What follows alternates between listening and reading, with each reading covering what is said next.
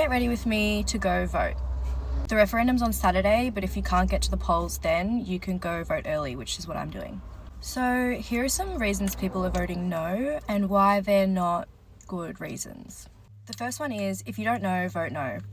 Now, the people who are thinking this might also be confused about why we're having a referendum.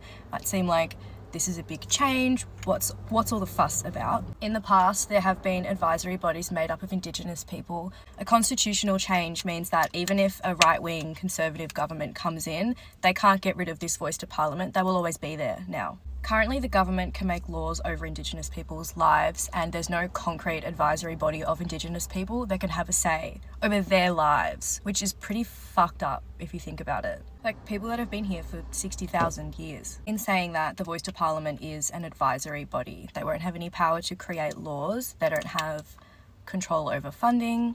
They can't go, we want that land, we want your land, we want your land. They won't steal your backyard, contrary to what a lot of media outlets are saying. So, as a non-Indigenous person, by voting yes, what do you really have to lose? Nothing.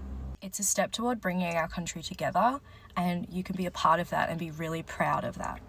The second reason people might vote no is because they know an Indigenous person who's voting no, so they are too.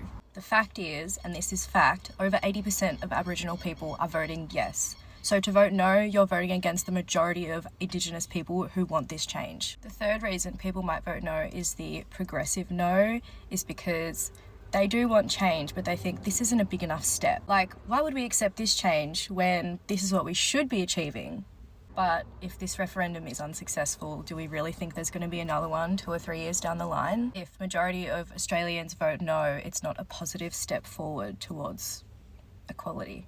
If you're a progressive no, in your heart of hearts, you might feel like you're doing the right thing, but how many Indigenous Australians are going to be walking around knowing that majority of Australia voted no towards unity, thinking who out of their peers, their families, friends and colleagues voted towards them not having more of a say in their own life? At the end of the day, this is about self-representation, and how can we say no to people having a say over their own lives?